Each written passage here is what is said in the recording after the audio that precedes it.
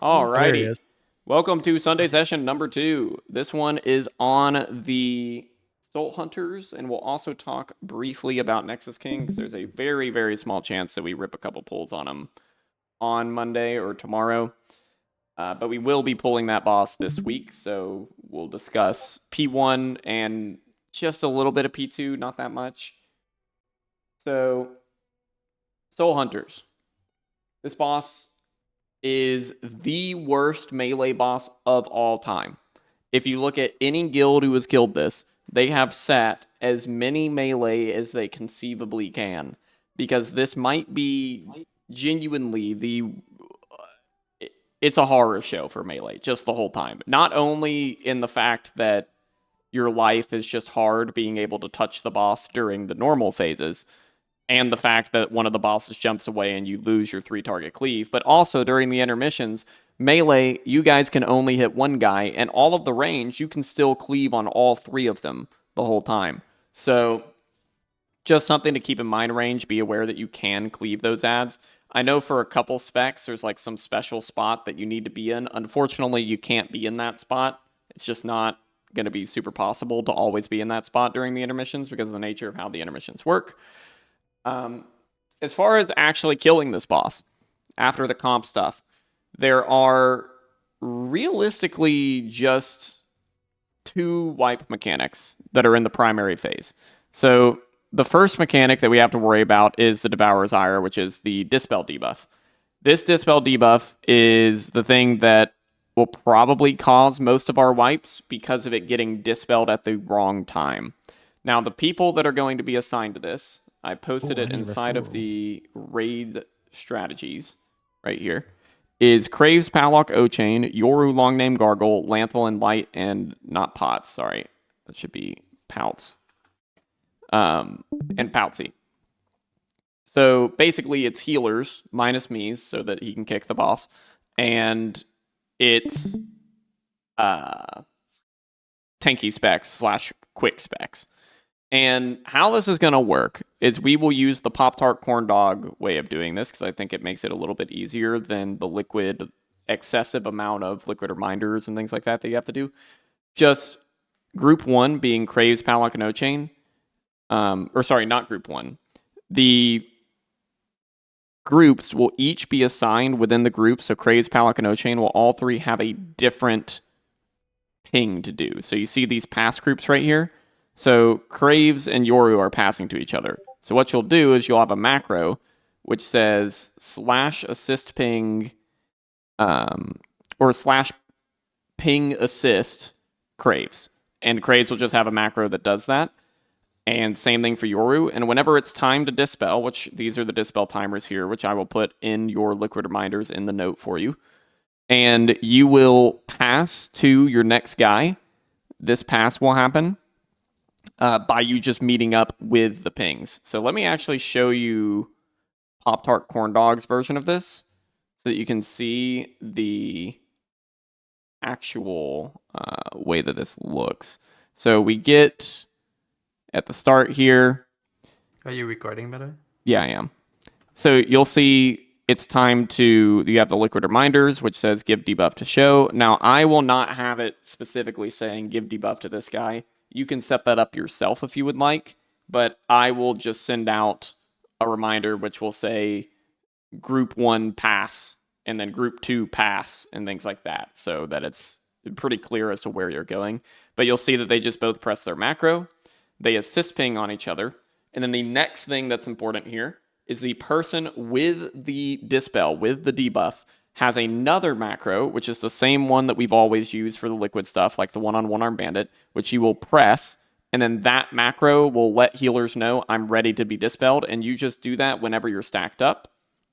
Now, with these dispels, the reason why it is very important that we time these appropriately is because they do a lot of raid damage whenever they get dispelled. They put a big heal absorb on the entire raid, and it hurts really bad. And there are a lot of other things that hurt really bad in this fight. The 2 things that hurt really bad that we will never, ever, ever dispel onto, and we will just let you die with the dispel instead of dispelling on them. So healers, just be aware of that. If there is a spirit bomb or a hunt happening It is completely banned to dispel. It is just not allowed. You just cannot dispel during those times. So the dispels that I have sent out, the timers for those dispels specifically are to avoid any hunt and to avoid any spirit bomb whenever those timers are happening. And that is just to avoid the overlap of the dispel damage and the dispel heal absorb. Same thing with these dispels. You see how these are kind of staggered? They're probably naturally going to get staggered, but healers, you can just kind of make a judgment call. Even if you dispel all three at once, Liquid did some mass dispel stuff earlier on in their prog. It's really not that bad. It's perfectly fine because of when they're timed. It means that you're not actually doing it at a point where you're going to have a problem, even if you were to dispel all three. Now, the other wipe condition is also healers. You'll be specifically assigned a group to dispel. So you'll have like one group the entire time, and it'll be your group. So, for example, group one, the group one dispel would be like O-Chain, would be responsible for Palok, or to make it easy, right? Because they're passing. Or sorry, O-Chain would be, or Gargle would be responsible for O-Chain. Poutsy would be responsible for Gargle, and O-Chain would be responsible for Poutsy, just to make it really simple, right? So you know whenever you're dispelling that you're taking the debuff. So it just eliminates some stuff. And then for the other ones, we'll have some pretty easy dispel assigns on those.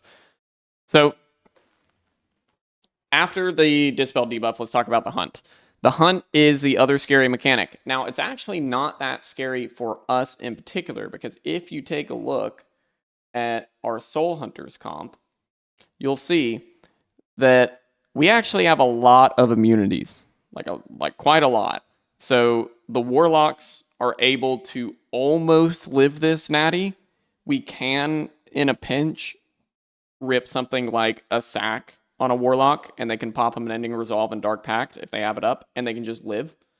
But the Warlocks are the only ones that are sort of scared. The Ellie Shaman has Ankh, technically, if we need to use it in a pinch. Don't necessarily want to do that. Other than that, pretty much everyone else except Justin can live the hunt by themselves. Now, Winter can also sometimes struggle and Crow, but we'll have hard assigned externals, so just don't press TD and don't press... I think we'll hold probably Abrix's sack. It's probably the easiest. Just don't press either of those, and I will just call for those if it's necessary on one of them to be able to solo something. And that's overlapping for Crow, that's overlapping Disperse plus TD. For Winter, that's overlapping Obsidian Scales plus a external.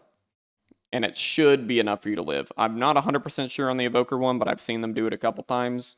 They might have been getting something extra, but you'll be fine. And then we'll also have Spell Bop available for us. But I mean, maybe rescue.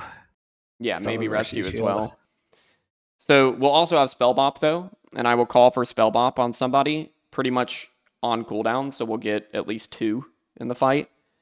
And that will help a lot to be able to immune. If you get an immune, I want to show you this POV because it's actually really good. Also, if you have a debuff, you're kind of banned from soaking. If you soak, then that's pretty absurd. Don't really soak with the debuffs because you're taking a lot of damage already. So whenever this hunt comes out on this POV, you'll see that Terrasant actually gets targeted with it. And whenever you get targeted with a hunt and you have an immune, your job is to get as close to that thing as possible to make it as small as possible. Exactly what he does here. And then you pop your immunity and the hunt goes away. That's pretty much the goal here, is to get as close as possible, make it as small as possible. Now, for all the hunts that we don't have immunities for, which ideally will only be 2 per set. If we get the dream, only 2 hunts per set will not be immuned. What we're actually doing is we will be doing a melee hunt, quote unquote. I'll call like the first hunt will be melee almost all the time. There's a chance it could be ranged if it spawns like way out in Africa, but generally it's going to be in melee. And I'll be like, okay, Winter in melee. And that just means that you will drag your hunt line through the melee. Let me go back so that you see that. So you see that this first hunt on Smacked, he's actually dragging it through the melee here. We don't have very many melee players, but we have a few of them. And you guys will soak that one. And then also there'll be some range that are assigned to soak that. We're going to have it odds evens. And we're going to imagine it as 2 soaks. But here's the catch with this. So you'll be assigned odds evens, and the melees and the less mobile range people will be assigned in odds, and they will be in the quote-unquote melee line. The evens will be the more mobile range specs that are capable of jumping into it if necessary, and you're not soaking all 10 people on the first 2 hunts. What you're actually doing is you're going to soak if you don't see at least 5 people in each line. So we're looking for 5 people in each line. If you see 5 people in each line, you can get out of it safely. Or just realistically, if you get into it, probably don't get out unless you have a debuff. And then if you see that there are already 5 people in it, don't walk in, right? And that's the goal. And that should give us enough leeway to where if we do need to soak a third one, I will just call, just as Liquid did, anyone without a debuff soak 3. So in this case, THD gets 3, he lengthens it up, and anybody that doesn't have a debuff soaks, and you see they only get 3 people in there, but THD still lives. That's kind of how free these soaks can be. They're really not that hard. Soaking with extra is probably 4 or 5 is probably the best. 6, 7 is definitely starting to make it a little bit spooky for the third one, but it's not the biggest deal in the world. Just make sure we have a minimum of 4 in there so that even if that person doesn't have a defensive, that they'll still be fine. Now let's talk about the intermissions. Intermissions are very simple. It has a targeting priority system to where melee should be tethered to melee. So our 3 melee DPS, you're going to be tethered to each other. Tanks will be tethered to tanks.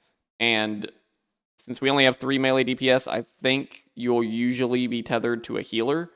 And then healers usually are tethered to healers. And then range are tethered to range. It has a system sort of like that to where it is mostly consistent with who it'll tether you with, as far as I understand and as far as I've seen. Not all the time, though.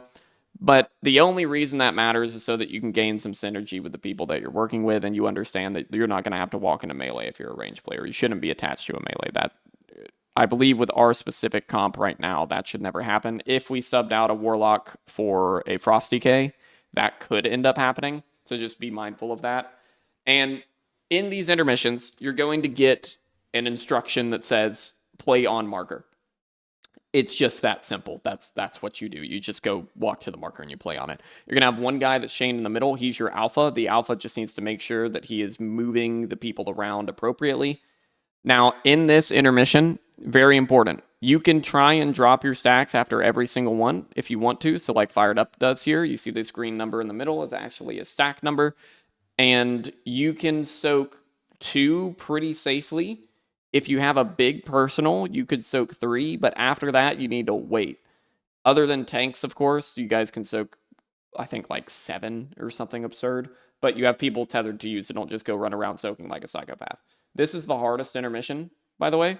It's just making sure that you don't over-soak. That's the biggest thing. We don't want any to get to the boss, but you have a lot of time. They're very, very slow. So since you have a lot of time, take your time to soak these after your debuff falls off. As long as you are, if you're at 2 stacks and you don't have a defensive up, don't soak a third one. It's very bad.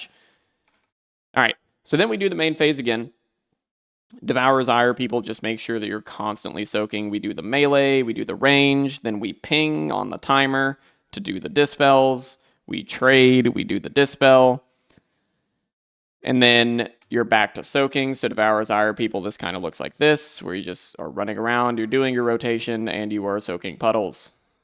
You just soak puddles all the time, just perma soaking puddles. And since we barely have any melee, you don't necessarily even have to focus the ones in melee first. If there's one directly under Dark Sorrow, soak that one first, but otherwise, just fucking soak a puddle. It doesn't matter. If there are 2 people in one puddle, it does soak faster, so it's fine if you guys stack up. It's not a big deal.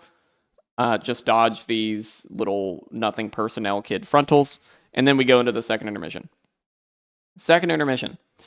If you are a range player, meaning not an evoker and you are a range player, you can actually go to the marker that it'll tell you to play on. So it should tell you to play on a marker. You'll get there. And you have a decent amount of time whenever these chains start, by the way, to be able to get to the marker. You don't have to immediately rush there. It won't start yanking you until like 3 seconds after you get chained or something. So there's a lot of time to group up on that marker. if your range, unfortunately fired up's tethered to an evoker here, so you can't see this, but you see how the other range you're backing all the way up to the edge? You can back all the way up to the edge as a range, and you can flip your nothing personnel lines, your blaze lines, towards the outside of the room. So you see how they're at the edge and they're trying to flip it towards the outside. That just means that it's not going through the middle of the room. It's making Melee's life easier, and it's making the other groups easier because it's not going to touch the other groups if you're flipping it towards the outside. You're not always going to be able to do that. Make sure that you're watching to pull people more than anything. Pulling is very, very bad. It'll almost immediately kill you versus having just a blaze line go through, and only pop a personal during this phase if you're going to get hit by 2. If you're not going to get hit by 2, you should be able to live perfectly fine. Then we go into the next main phase. It's the same exact thing. We're going to be a little bit thinner on externals and on immunes, so just be ready to potentially soak something. Still doing the same exact trades. Very simple, very easy. And the big thing that you guys need to be careful of is we really do not want to kill any of them early. They are single targeting down Dark Sorrow, which we want Dark Sorrow to be the lowest of the 3 for sure. But keeping her HP even up until this point with the other ones is probably the best call for us because we're going to have so much damage. So you just keep Dark Sorrow about the same HP as the other ones. Make sure that Duskblaze is not getting really low. He's the one that's in the middle at the start, so a lot of people naturally will target him. Just make sure you guys are being careful with what his HP gets to. Then whenever we do this last intermission, the first one, we all group up and we go to the left. Just every time. The second one and the third one, here's how this will work. If she jumps far, so this is a far jump, do not follow. Like, do not. We have 3 melee players, and they can go fuck themselves. You're going to just walk back over here and outrange it. So you would actually be standing right here in this blue section, and you just wait and don't do anything.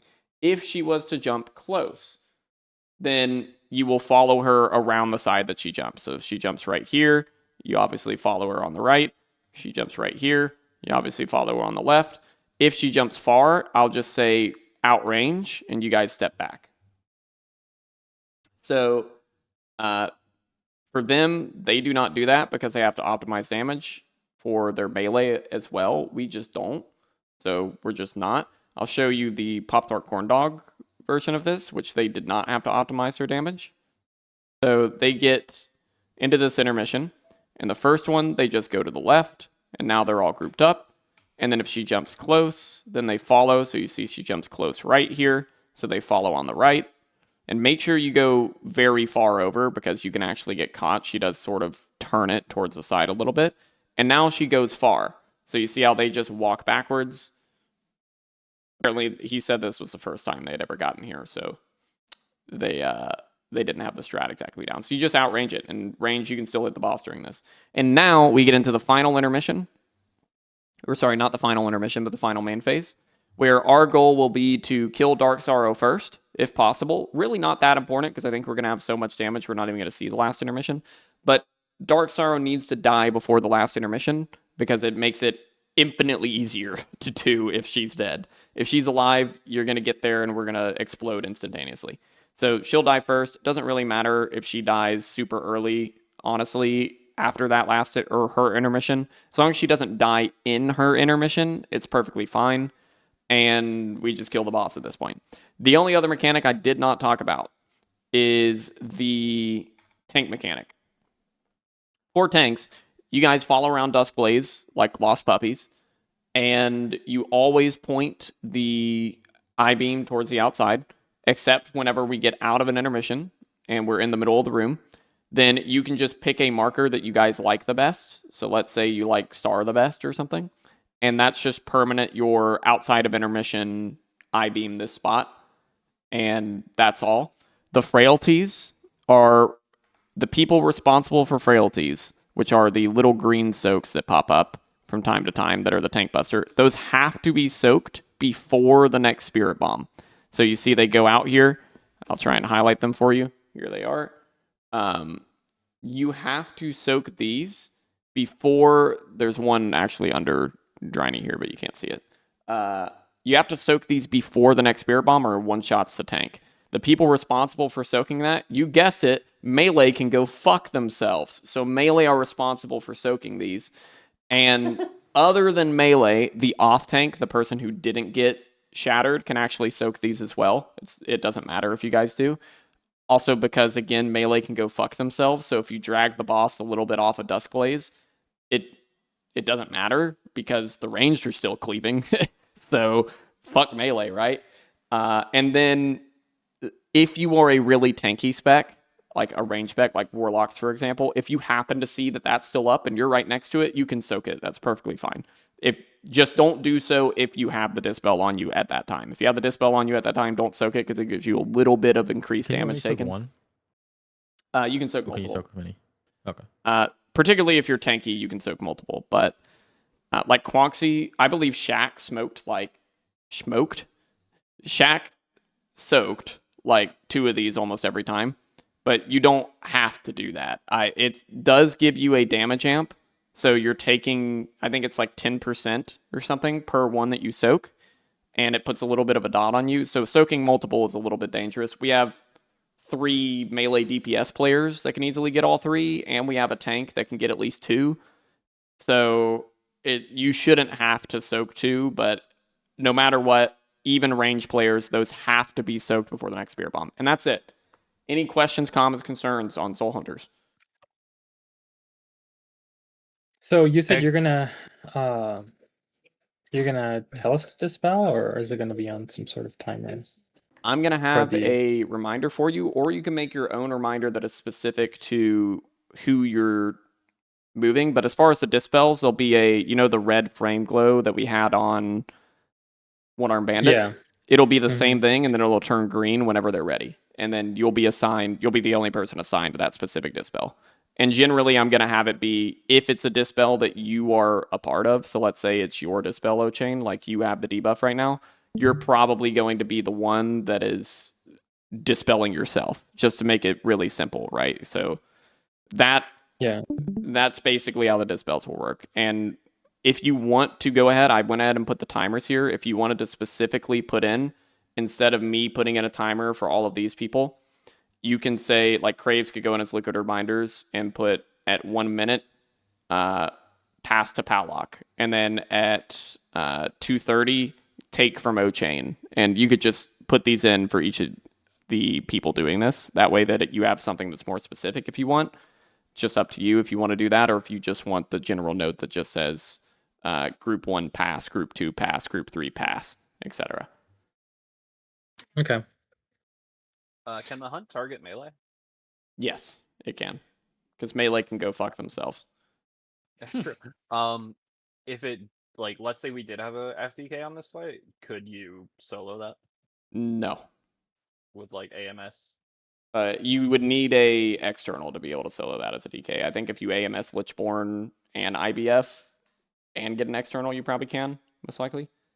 Okay. That's almost like But it's a lot of okay. physical, yeah. Oh, a it's lot physical. of fizz. That's why. Yeah.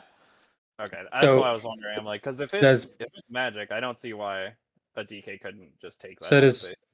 But, does Baba mean to work on it then? The hunt? I do not believe Bop works, no. It won't full immune it. Spell Bop works for some reason, but Bop does not. Even though it Huh. does quite a lot of fizz. I think it's So I like, missed at the start. How do we 50-50? pass the debuffs? Is it just proximity? so yeah, you have to be on top of them, and each player, I'll show you this real quick since you weren't here. Each player that is passing will be assigned a ping, and you'll have a macro that pings yourself that ping. So /ping assists Powlock. You're specifically assigned to attack ping, so your /ping attack. And that way is just so that you can see when you're passing and where your partner is, and then you just get stacked on top of your partner.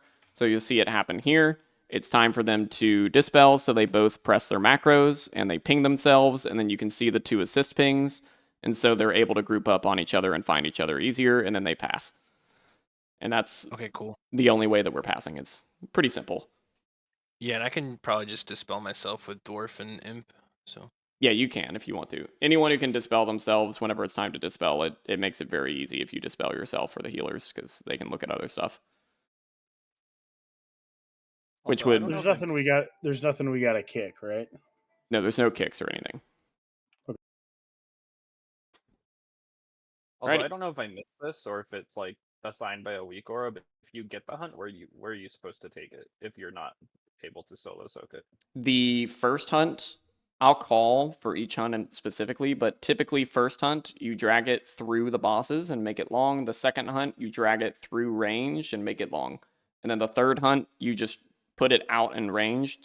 Only one hunt ever in melee. And the third one will just go out in range, and whoever can soak it, soaks it.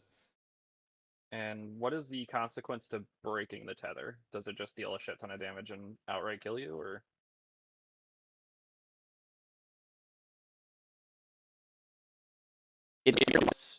No, not Sludge Fist. Fucking Sludge Yeah, Face, I know Swamp it's Face. The fish beater. Yeah, so it's very similar where it pulls you in, but this time on this boss, it doesn't just pull you in, it gives you a giant dot. And it won't necessarily one-shot you, but you will... Very similar to whenever you accidentally ate the tank wall on... He's a DK. Arculus. Like, whenever you saw people get absolutely nuked by that, it's about the same level of dot. Okay. If we have the macro, what's the point of pinging? Is it just like, oh, I'm right here, come to me? It's to find each other, yeah. Oh, okay. The ping is to find each other. The macro is to actually dispel whenever you're there. Also, Crow, I think you tried to talk, but you're like 2 volume. Can you hear me? Yeah, I can hear you now. You good? Okay, for the intermission, assuming the markers are placed correctly, does the weak aura know to assign groups with like warlocks or shadow priests to a spot where they can reach all 3, or is it just random? Correct. It has logic to try and assign groups to places where you can actually cleave. Okay. Like the melee will pretty much always be on the opposite side of wherever the bosses are. 'Cause W. fuck melee. For the soul split, is there any way that that's assigned, or is that just a eyeball it, jump in one? That's just a eyeball it, yellow it thing. Okay. All right, very cool. Let's talk about Nexus-King. Nexus-King. All right. So this boss is going to be a bit weird for us because a lot of what Liquid was wiping to wasn't mechanics. They were wiping to throughput checks, both on healers and on DPS. So they 3-healed this fight. And we will probably 3-heal it as well. I think it's a little bit easier to 3-heal than it is to risk the DPS checks, because a lot of what they were wiping to were DPS checks specifically. How this fight is going to work for us is about 50 pulls or so will be just learning P1. And that means that P1's really hard. Like, this is, as you can see, kind of a movie trying to figure out how to dodge these. We're just slowly going to be... 2 seconds looks like a clusterfuck. Yeah, we're just slowly going to be rotating around the edge of the room. The first blaze set that we get can move backwards. The second blaze set that we get stays. And how the Conquer soaks work is very simple. If the first Tank Buster cast is a Conquer, you soak it. If it's not, you soak the second or the third tank thing that happens. It might be Vanquish, Vanquish, Conquer, Conquer, but it no matter what, or it could be Vanquish, Conquer, Conquer, Vanquish, right? But that doesn't matter. You just always soak the third one if the first one is not a Conquer. So that's how the soak works. We'll be rotating around the edge of the room. First blazes go backwards, second blazes stay, and then you have to look at your spirit. If you don't look at your spirit, great practice for this. This is the exact same mechanic as the Kaiveza double question mark or question mark difficulties of Kaiveza. If you have done that, exact same mechanic. You get your spirit, you have to look at it. Very important thing, if you are strafing, it will not work. You cannot strafe while you look at your spirit. You have to look directly at it, and then you can continue to strafe. You can only W key and S key. There's no strafing allowed. So just keep that in mind because strafing technically turns your camera whenever you strafe, so it will not work if you do that. So again, first conquer happens, we soak the conquer. We're staying near the edge of the room. Tanks will solo soak the other conquer. And that's all there is to P1. That's it. It's not complicated. It's just hard. So most of it is just learning the dodges of the breaths. Then we get into the intermission, is what I'm going to call this. I don't like this being called P2. I think this should be called intermission, and that the intermission should be called P2. It's kind of weird that they did that, but anyways. So I think this is intermission. We will stack on a marker. A lock gate will then be put down at said marker, and we will wait for the first pattern to happen. Make sure you're not in front of the boss for this. So you're hitting the boss here, and then we get the next pattern. If this pattern is outside, so there's two versions. You could get outside or you could get inside. This specific pattern is the inside pattern, where the inside is dead. If it is outside first, and we are on the outside, then you walk. If it is inside first, like this, then you get to stay here. So we always gate second, no matter what. So you see they gate here. Same thing. If it happened to be the other way around and it was inside first and then outside, then we would walk and then gate second. So just keep that in mind, and we will assign movement cooldowns with that in mind, that we will always be walking the first one. So for the platforms, the only difference on Mythic on these platforms, the DPS check on the Titan is very tight. Probably will not be tight for us. You get these Kaiveza lines. These Kaiveza lines, you just do exactly this. You just make a square. That's it. That's all you do. I know it's really complicated, but you just take your guy, you have your red line, and then you go through the middle guy. And there you go. Seem like you need to defend it, or else you get trucked. Yeah, it does hurt pretty bad. So watch your health. And that's the whole phase. It'll just do those Kaiveza lines like 3 or 4 times during the phase, and you have to kill the Titan before it's too late. We will have kicks assigned on both of these side ads, so it's not a big deal. And that's it. So pretty simple again. Then we do the intermission, quote unquote P2 again. We will meet up on a marker, probably the same marker that we used last time. We might change it depending. It doesn't necessarily mean that we'll always be specifically on a marker, as much as we might be just on the side, kind of like this. You're lining up with the... Don't think of it as markers, actually. Think of it as you're lining up with these little points right here. So you see that they're lined up with this point. That's one of the safe spots. So there's these points everywhere, and these are all the safe spots that you could be at for each of those sets. That's more so what you can think of. We're tied. Okay. Fantastic. So now let's talk about P3. Obviously, you get the intermission. The intermission's very simple. Just fucking dodge and hit the boss. P3. P3 is actually not nearly as complicated as you think it is. So the first set of people that get these stars go all the way to the outside edge of the room to their markers. I hope you're enjoying those chips, Light. The second set of people that get these go to the close inside edge right here. Now you see that they get sucked, but the suck doesn't hurt you. So you see how they just get sucked into the black hole? It just doesn't matter because they're perfectly fine. So then they're going to get this rotation, and they wait for the 4th tick, and then they just run into the middle, and now this is the safe spot that they get to play the entire time. You have to run through 1 more time after 2 more ticks, and then you get the Star Killer swings, which will have a weak aura assigning you to which one you're supposed to hit. Raid, make sure that you're standing on the boss's booty cheeks, because if you're not on the boss's booty cheeks, you get cleaved by one of these Star Killer swings, and you get big hoarded. So you see how the raid is basically stacking right here, which is the boss's booty cheeks. Just make sure you're on his booty cheeks. Very good. We're always hitting the inside stars here every single time. There's no change ever, just the inside stars. The next set of stars that we get we will place on the new markers. And again, the first ones always go outside. The second ones always go inside. So you see the second ones are being placed on the middle ring. The first ones are being placed on the outer ring. They get sucked. And then once again, they wait 1, 2, 3, and then walk through.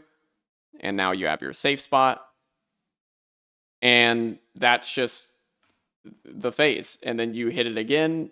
And then once more, it's on the outside, then on the inside. And you just place them in front of the old stars or behind them. Just as long as you don't stack them on the old stars, it doesn't matter. Just get on your correct orbit ring.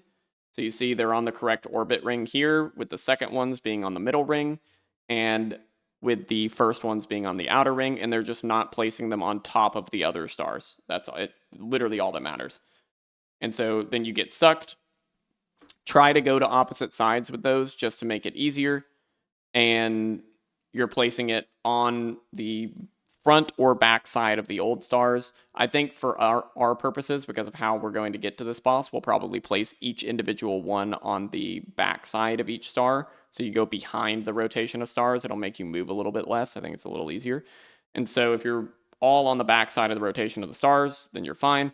And once again, you just always hit the stars that are close. That's it. That's the boss. Are there any questions, comments, concerns on Salhadar? It's basically do P1 correctly, learn the dodges, and live. And then the boss just dies after you get through that. We'll have to see the intermission a few times to get used to it. We'll have to see the platforms a few times to get used to it, but those will probably be maybe 5 to 10 pulls each. And then it's just seeing P3 maybe 5 to 10 times so that we understand how to place each thing. Even though the placements are pretty simple. As long as you really understand those placements, I'd say that's the best prep you can possibly do for this boss, is really understand where each of those stars are going. Just really comprehend that, okay, the first ones are always on the outer ring. The second ones go on the closest ring for the first one, and then once we have the 3, then we go on the middle ring for the next ones, and we always go behind the old stars. And we just spread out. As long as you understand that concept, aka like bright pink is always inside, dark blue, purple is always outside. I mean, you'll be able to, we will cut out a lot of pulls by understanding that concept. So, any other questions on this boss? I got 2. One for the ad phase. What's the is that full on prio, full on funnel, or is there like cleaving involved in that too? Or like you want them to die at the same time, or do you want them to like all be evenly cleaved, or do you want it to be full on funnel the Titan?